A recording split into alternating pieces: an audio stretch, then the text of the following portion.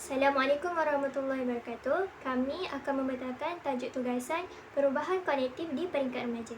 Istilah kognitif ini berasal daripada kata connection atau knowing, berarti mengetahui. Istilah kognitif ini merupakan salah satu bidang psikologi manusia atau satu konsep umum yang merangkumi semua bentuk pengiktirafan terhadap setiap tingkah laku mental, seperti yang berkait dengan masalah pemahaman, perhatian, pemikiran, pertimbangan, memproses maklumat, menyelesaikan masalah, imajinasi dan anggaran dan kepercayaan, dan semua itu merupakan setiap tingkah laku mental.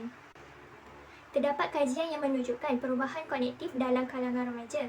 Ilhada dan Piaget membuat kajian ke atas kanak-kanak daripada pelbagai umur.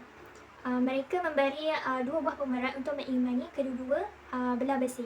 Tapi di sebaliknya mereka tidak dapat mengimbangi besi tersebut walaupun mereka membuat cuba jaya tetapi tidak tahu bagaimana ingin menerangkan. Seterusnya, mereka membuat kajian terhadap remaja yang berumur 14 tahun ini. Akhirnya mereka dapat mengimbangi besi tadi dan tahu bagaimana ingin menerangkan mengapa boleh berlaku. Jadi kajian ini menunjukkan terdapat perubahan kognitif pada peringkat remaja. Kognitif merupakan salah satu komponen yang penting dalam perkembangan manusia. Justeru perubahan kognitif yang berlaku ke atas manusia juga termasuk dalam perkembangan kognitif kerana sering dikaitkan dengan proses perkembangan intelek seseorang dan perkembangan mental. Oleh itu, setiap individu berbeza perubahan kognitifnya kerana tidak dapat ditentukan dengan jelas. Antara tokoh psikologi yang mempelopori teori perkembangan kognitif ialah Jean Piaget, Erik Erikson dan sebagainya. Berdasarkan teori Piaget, terdapat 4 peringkat dan tahap terakhir iaitu peringkat operasi formal iaitu 11 tahun ke atas merupakan tahap yang paling mempengaruhi kognitif remaja. Remaja mula berfikir secara abstrak dan menakar masalah hipotesis, contohnya memiliki isu moral, falsafah, etika, sosial, politik. Menurut Azizi Yahaya, 2011, remaja akan mengalami proses kematangan kognitif kerana mempunyai pola pemikiran yang baik sebagai peneliti untuk mencapai suatu tujuan.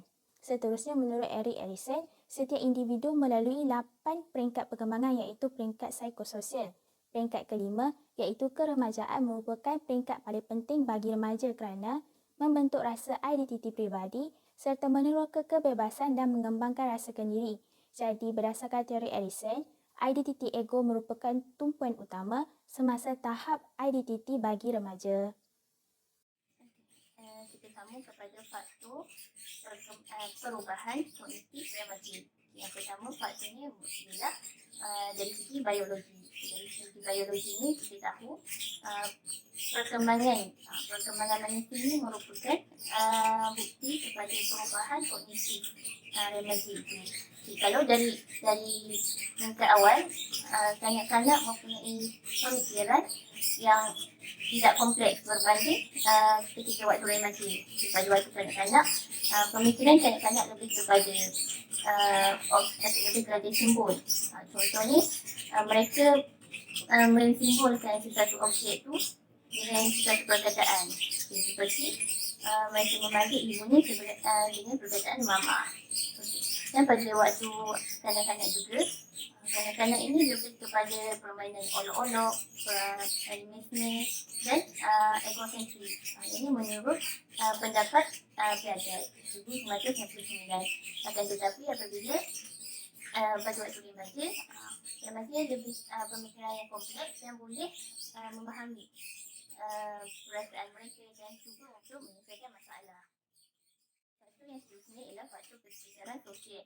Yang seperti mana kita tahu, persekitaran sosial memberi impak yang besar, terutamanya jika bersama dengan rasa sebagai. Oleh itu, kognitif remaja boleh berubah dengan cepat apabila kesan daripada rasa sebagai itu sendiri.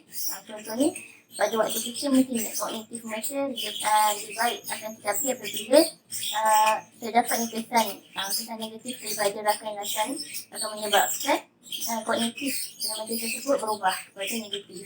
Begitu juga dengan persekitaran era zaman sekarang yang lebih kepada teknologi yang menyebabkan kognitif remaja mudah berubah kepada arah negatif seperti dalam TV, sosial media dan sebagainya. Assalamualaikum warahmatullahi wabarakatuh. Saya akan menyambung pembentangan pada kesan perubahan kognitif. Pertamanya, perubahan dan perkembangan kognitif remaja ni dapat dilihat berdasarkan kepada aspek fizikal ataupun jasmani, mental, emosi dan juga rohani. Berdasarkan teori Vygotsky, remaja dapat memberi sokongan dan galakan kepada orang lain ketika berhadapan dengan sesuatu masalah. Dengan itu, masalah yang dihadapi dapat diatasi dengan baik.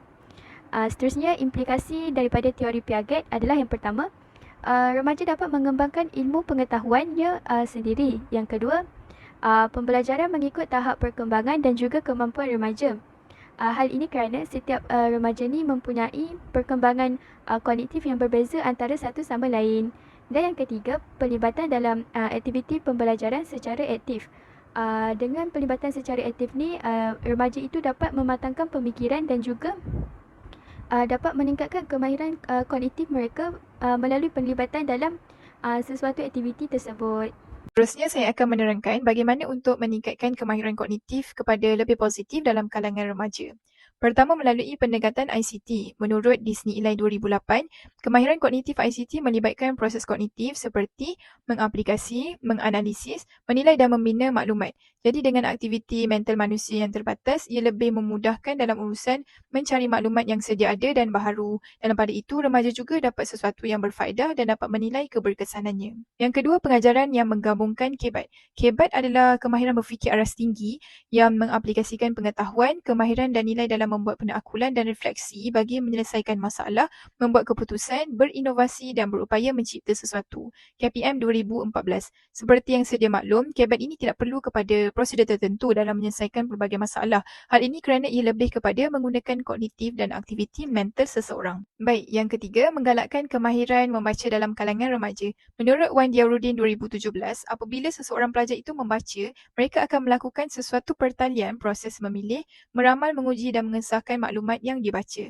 Pendekatan ini juga bukan sahaja menyumbang kepada pemikiran yang kreatif dan positif, malah dapat memperkukuh kemahiran membaca dengan lebih berkesan. Dan akhir sekali, mewujudkan suasana kondusif dan kemudahan pembelajaran di sekolah akan membantu perkembangan kognitif, efektif dan psikomotor remaja atau pelajar. Dalam hal ini, guru dan sekolah memainkan peranan penting dalam menguruskan aktiviti pembelajaran dengan cekap serta membina suasana yang kondusif.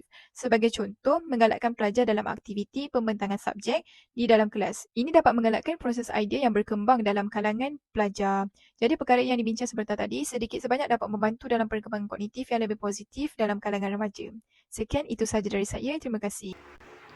Kesimpulannya, berdasarkan pelbagai perspektif tentang perubahan kognitif di peringkat remaja, ibu bapa sebenarnya boleh membantu remaja untuk membentuk tingkah laku positif agar masyarakat boleh diterima.